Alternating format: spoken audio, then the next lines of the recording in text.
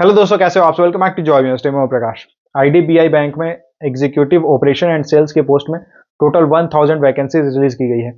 सबसे पहले तो बहुत सारे कैंडिडेट्स को इस बात को लेकर कंफ्यूजन है कि ये जो बैंक है आईडीबीआई बैंक, ये प्राइवेट है या फिर सरकारी है। तो मैं आपको सबसे पहले बता देता हूँ, आईडीबीआई का मतलब हुआ industrial development bank of India. पहले ये जो बैंक थी ये पब्लिक सेक्टर बैंक थी। लेकिन अभी क्या हुआ है कि अभी इसे प्राइवेटाइज कर दिया गया है एंड ये एक प्राइवेट बैंक है। तो सबसे पहले आप ये क्लियर रहो कि यहाँ पे अगर आप ज्वाइन करोगे तो ये आपकी प्राइवेट बैंक रहने वाली है। बहुत सारे यूट्यूब के जो वीडियोस वगैरह बन रहे हैं उसमें भी मैंने देखा कि इसे बताया जा रहा है कि ये सरकारी है, लेकिन ये सरकारी नहीं है। ठीक है, इस चीज को बिल्कुल क्लियर रखो। और ये जो वैकेंसी निकली हुई है एग्जीक्यूटिव के पोस्ट में, एग्जीक्यूटिव ऑपरेशन एंड सेल्स की, ये कॉन्ट्रेक्चुअल बेसिस पे निकली हुई है। कॉन्ट्रैक्ट बेसिस का मतलब हुआ कि अगर आपका कॉन्ट्रैक्ट खत्म हो जाता है तो आपको निकाला जा सकता है। अब यहाँ पे हालांकि इन्होंने मेंशन कर दिया है कि आपका यहाँ फर्स्ट ईयर का कॉन्ट्रैक्ट जब खत्म होगा तो फिर उसे रिन्यू कर दिया जाएगा एंड सेकेंड ईयर आपका होगा। एंड सेकेंड ईयर खत्म होने के बाद आपको एग्जाम वगैरह कुछ देना होता है। उसके बाद आपकी प्रमोशन हो जाती है जूनियर असिस्टेंट मैनेजर की पोस्ट में। और ये जेएम यानी जूनियर असिस्टेंट मैनेजर की जो पोस्ट रहती है ये आपकी परमानेंट पोस्ट रहने वाली है, ये कॉन्ट्रेक्चुअल बेसिस पे नहीं रहेगी। ठीक है, और प्रमोशंस वगैरह आगे क्या होते हैं उसके बारे में हम आगे डिटेल में बात करेंगे। सबसे पहले ये जो एग्जीक्यूटिव ऑपरेशन एंड सेल्स की पोस्ट है इसके बारे में बात करते हैं। तो देखिए होता क्या है कि जब आप यहाँ पे एग्जीक्यूटिव के पोस्ट में ज्वाइन करोगे तो यहाँ पे फर्स्ट वीक में आपकी ट्रेनिंग वगैरह चलती है। नॉर्मल आपको बैंक वगैरह के बारे में बताया जाता है, क्या क्या काम आपको करना होता है, वो सारी चीजें आपको बताई जाती है। तो स्टार्टिंग में बहुत ज्यादा प्रेशर आपको देखने को नहीं मिलेगा। मतलब जब नए नए हो, आपको स्टार्टिंग का 1 महीना हुआ 2 महीना हुआ तो आपको लगेगा कि हाँ बहुत अच्छी जॉब है, चलो ठीक है, ठीक ठाक सैलरी मिल जा रही है, काम चल जा रहा है ना। लेकिन धीरे धीरे यहाँ पे ना आपको टारगेट्स मिलने लगेंगे। जैसे जैसे आप सीनियर होते जाते हो, सीनियर मतलब कि आपको 3-4 महीने 5 महीने का एक्सपीरियंस होगा, तो आपसे बहुत ज्यादा वर्क कराया जाता है, बहुत ज्यादा काम कराया जाता है, बहुत ज्यादा वर्क लोड रहता है, प्रेशर भी बहुत ज्यादा रहता है। एंड यहाँ पे आपको जैसा कि बैंक में नॉर्मल जो वर्क होते हैं वो तो आपको करना ही है। और बैंक में ही आप देखते हो अभी क्रॉस सेलिंग वगैरह भी रहते हैं। तो क्रॉस सेलिंग इंश्योरेंस वगैरह के जो रहते हैं उसके भी आपको टारगेट्स कंप्लीट करने होते हैं। टारगेट्स कंप्लीट करने के लिए भी आपको प्रेशराइज किया जाता है। तो ये सारी चीजें मतलब जैसे नॉर्मल बैंक्स में क्या होता है कि वहां पे अगर आप क्लेरिकल पोस्ट में ज्वाइन कर रहे हो या फिर पीओ के पोस्ट में ज्वाइन कर रहे हो तो आपको पता है कि ठीक है ये आपकी परमानेंट जॉब है, पब्लिक सेक्टर जॉब है, गवर्नमेंट जॉब आपकी रहेगी। तो आपको बहुत ज्यादा प्रॉब्लम नहीं होती कि चलो ठीक है अगर टारगेट वगैरह है, थोड़ा प्रेशर है, आप झेल लोगे। सैलरी भी बहुत अच्छी मिल जाती है, फैसिलिटीज वगैरह भी आपको बहुत अच्छी मिलती है। यहाँ पे क्या प्रॉब्लम है कि यहाँ पे आपको सैलरी उतनी अच्छी मिलती नहीं है। सैलरी आपको क्लर्क से नीचे, मतलब क्लर्क से भी, क्योंकि ये जो एग्जीक्यूटिव की पोस्ट है ना ये क्लर्क से एक नीचे लेवल की पोस्ट है। ठीक है, तो यहाँ पे आपको जो काम रहेगा वो आप तो क्लर्क के जैसा ही काम करोगे। इवन आपका इतना वर्कलोड रहता है कि आपको ऑफिसर जैसे पीओ, बैंक में जो पीओ का जितना वर्कलोड रहता है, जितना प्रेशर रहता है, उतना प्रेशर आपको यहाँ पे हैंडल करना पड़ेगा। लेकिन आपको अगर सैलरी की बात करें तो सैलरी बहुत कम दी जाती है। जैसा कि इन्होंने मेंशन कर ही दिया है कि यहाँ पे आपको 29,000 स्टार्टिंग जो 1 ईयर रहेगा उसमें दिया जाएगा। लेकिन उसमें भी आपको कुछ ये सब पीएफ और ये सब वगैरह काट लिया जाता है एंड उसके बाद 25,000 ही इन हैंड आपका मिलता है। जो इन हैंड सैलरी रहती है वो 25,000 ही रहती है। ठीक है, और सबसे बड़ी प्रॉब्लम यहाँ क्या रहती है ना कि यहाँ पे जो आपकी पोस्टिंग रहती है, ये अगर आप देखिए, अब ठीक है आप जॉब कर रहे हो, कॉन्ट्रेक्चुअल जॉब कर रहे हो, जैसा भी कर रहे हो, लेकिन घर के आसपास अगर मिल जाता है तो ये रहता है कि चलो ठीक है रहने खाने का आपका एक्स्ट्रा खर्चा तो नहीं होगा, परेशानी नहीं होगी आपको घर आने जाने की। यहाँ पे क्या है कि आपकी जो पोस्टिंग मिलेगी बहुत मतलब बहुत ज्यादा चांसेस है, 50-60% लोगों को क्या होता है कि घर से 1000 किलोमीटर 2000 किलोमीटर ऐसा दूर, मतलब होम टाउन जहाँ है उससे इतनी दूर पे आपको पोस्टिंग मिल जाती है, कोई भी ब्रांच आपको अलॉट कर दिया जाता है। तो ये सबसे बड़ी प्रॉब्लम है जो कि एग्जीक्यूटिव की जो रिक्रूटमेंट होती है आईडीबीआई की, इसमें होती है। और काम वगैरह जो नॉर्मल वही रहता है, बैंक का जो काम रहता है वही सब आपको करना होता है। कुछ ट्रांजेक्शन वगैरह रहते हैं, कस्टमर के अकाउंट्स खोलना, कस्टमर डीलिंग करना, तो वो सब थोड़ा ज्यादा रहता है। ये डिपेंड करता है ब्रांच टू ब्रांच। और आईडीबीआई का के जो बड़े ब्रांचेस रहते हैं वहां पे अगर आपकी पोस्टिंग हो जाती है तो वहां पे आपका काम ज्यादा रहेगा। और छोटे ब्रांच में अगर पोस्टिंग है तो थोड़ा वर्कलोड कम रहता है। मैं ये नहीं बोलूंगा वर्कलोड कंपेरेटिवली बड़े ब्रांच से थोड़ा कम रहता है।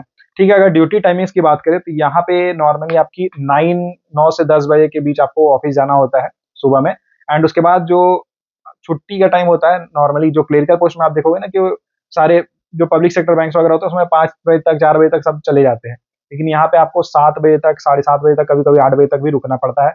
एंड जब ऑडिट वगैरह होती है या फिर ईयर क्लोजिंग होती है तो उस समय आपको 10 से 11 बजे तक भी काम करना पड़ सकता है। और हाँ, जो लोग ये सोच रहे हैं कि भाई एक जगह पहले जॉब ज्वाइन कर लो उसके बाद साथ साथ में प्रिपरेशन करता रहूंगा, तो मैं आपको यहाँ सच्चाई बता दे रहा हूँ, यहाँ पे आपको प्रिपरेशन के लिए उतना टाइम नहीं मिलेगा। अगर आपको आपकी फाइनेंशियल कंडीशन अच्छी है और बहुत ज़्यादा जॉब के लिए अगर आपको प्रेशर नहीं दिया जा रहा है, तो फिर मैं आपको सजेस्ट करूँगा कि यहाँ अप्लाई करने की ज़रूरत नहीं है। अगर आपका सिलेक्शन हो भी जाता है, तो यहाँ ज्वाइन करने की ज़रूरत नहीं है। हाँ, अगर आपकी सिचुएशन अच्छी नहीं है, फाइनेंशियल कंडीशन अच्छी नहीं है, थोड़ा प्रेशर भी है जॉब का, तो फिर आप यहाँ ज्वाइन कर सकते हो। लेकिन हाँ, यहाँ पे आप ये नहीं सोच सकते हो कि फिर ठीक है, इसी जॉब में से मैं रिटायर होऊँगा। आपको जो आगे जो एग्ज़ाम्स है, बाकी जो बैंक के एग्ज़ाम्स है या जो भी एग्ज़ाम्स होते हैं एसएससी या जिसकी भी आप तैयारी कर रहे हो, वो सब आपको तैयारी करके एंड फिर मैं यही सजेस्ट करूँगा कि आप अगर आप ज्वाइन कर लेते हो, तो यहाँ से फिर आप 1-2 साल में निकल ही जाना, वही ज़्यादा बेटर रहेगा। क्योंकि स्कोप इसका बहुत ज़्यादा अच्छा नहीं है फ्यूचर की अगर बात करूँ। और जैसे कि मैंने आपको बताया कि रिक्रूटमेंट ही ये ले रहे हैं क्लेरिकल पोस्ट से नीचे, और अगर आप इसकी सिलेक्शन प्रोसेस देखोगे ना, तो सिलेक्शन प्रोसेस में तो मतलब पता नहीं ये क्या किया है इन्होंने, पहले आपको रिटन देना होगा एंड उसके बाद फिर आपको इंटरव्यू भी देना होगा। मतलब पीओ की जो पोस्ट होती है उसके लिए आपको इंटरव्यू देना होता है, तो समझ में आता है। किसी भी पब्लिक सेक्टर बैंक में अगर आप देखोगे तो क्लेरिकल पोस्ट में आपको कोई इंटरव्यू वगैरह नहीं देना होता है। लेकिन यहाँ पे इनका जो रिक्रूटमेंट प्रोसेस है, यहाँ आपको इंटरव्यू भी देना होता है। तो चलिए नोटिफिकेशन के बारे में बात कर लेते हैं। तो यहाँ पे टोटल 1000 पोस्ट निकली हुई है। और वैकेंसीज इतनी ज्यादा हर साल क्यों निकलती है, उसका भी रीजन है। हर साल आप देखोगे ना, तो आईडीबीआई में एग्जीक्यूटिव की पोस्ट में वैकेंसीज आपको देखने को मिल जाती है। और उसका रीजन ये रहता है कि जितने भी कैंडिडेट्स ज्वाइन करते हैं, उसमें से आप मान के चलो कि 40% 50% कैंडिडेट्स ऐसे रहते हैं जो फिर रिजाइन भी कर देते हैं। मतलब ज्वाइन करते हैं, उसके बाद उनको समझ में आता है कि ये जॉब उतनी अच्छी नहीं है, तो फिर वो रिजाइन कर देते हैं या फिर कहीं और सिलेक्शन हो गया तो वो चले जाते हैं। तो उसके कारण यहाँ फिर से वैकेंसी हो जाती है। इसलिए हर साल आप देखोगे तो काफी मात्रा में, मतलब बहुत ज्यादा यहाँ पे रिक्रूटमेंट देखने को मिलती है हर साल। अप्लाई डेट 7 नवंबर से 16 नवंबर के बीच रहने वाली है। आप अगर चाहो तो अप्लाई कर सकते हो। इसकी जो ऑनलाइन टेस्ट रहेगी, ये 1 दिसंबर 2024 को होगी। सारे ग्रेजुएट्स अप्लाई करने के लिए एलिजिबल है। एज की बात करें तो 20 से 25 ईयर्स की एज की क्राइटेरिया है। एससी एसटी कैंडिडेट्स को 5 इयर्स का रिडक्शन मिलेगा, ओबीसी कैंडिडेट्स को 3 इयर्स का रिडक्शन मिलेगा। जैसे कि मैंने आपको ये ऑलरेडी बता दिया है, ये कॉन्ट्रैक्चुअल जॉब है, कॉन्ट्रैक्ट बेसिस पे आपका ये जॉब रहने वाला है। तो फर्स्ट ईयर में आपको 29,000 पर मंथ की सैलरी मिलेगी, ग्रॉस सैलरी ये है। एंड 31,000 पर मंथ की ग्रॉस सैलरी आपको सेकंड ईयर में मिलेगी। उसके बाद जब आपकी प्रमोशन हो जाएगी 2 साल के बाद, आपको एक एग्जाम देना होता है। नॉर्मल से एग्जाम रहता है, बहुत ज्यादा टफ नहीं रहता है। और अगर बात करें कि क्या यहाँ पे कॉन्ट्रैक्ट खत्म होने के बाद आपको मतलब जूनियर असिस्टेंट मैनेजर की जो पोस्ट है उसके लिए आपको आपके प्रमोशंस वगैरह दिया जाता है या फिर निकाल दिया जाता है, तो यहाँ पे मैक्सिमम कैंडिडेट्स के साथ ऐसा होता है कि उनको रिटेन किया जाता है, मतलब उनको निकाला नहीं जाता है। वो रहते हैं, उनका कॉन्ट्रैक्ट पीरियड जब खत्म हो जाता है 2 साल का, उसके बाद सिंपल से एक एग्जाम देना होता है, इजी एग्जाम रहता है। उसे क्वालिफाई करके आप जूनियर असिस्टेंट मैनेजर बन सकते हो। एंड जेएम या जूनियर असिस्टेंट मैनेजर की बात करें तो इसमें जो आपकी एनुअल सीटीसी रहती है, ये 6.14 लाख से 6.50 लाख रहती है। तो ये जूनियर असिस्टेंट मैनेजर को आप समझ सकते हो कि एक तरह की क्लर्क की पोस्ट है, क्लरिकल पोस्ट रहती है। और उसी टाइप की यहाँ पे सैलरी भी आपको मिल रही है, क्योंकि 6 लाख जो आपको मिलता है, लगभग 40,000 45,000 आपको मैक्सिमम हाथ में आएगा। तो अभी के टाइम में क्लर्क किसी भी पब्लिक सेक्टर बैंक में आप देखोगे तो क्लर्क की जो सैलरी रहती है वही 35-40,000 के अप्रॉक्स रहती है, तो वही सैलरी आपको मिलेगी। ठीक है, सिलेक्शन का प्रोसेस क्या रहता है, तो यहाँ पे आपको एक ऑनलाइन टेस्ट देना होगा, उसके बाद आपको इंटरव्यू देना होगा और final selection online test plus interview के मार्क्स के बेसिस पे होगा।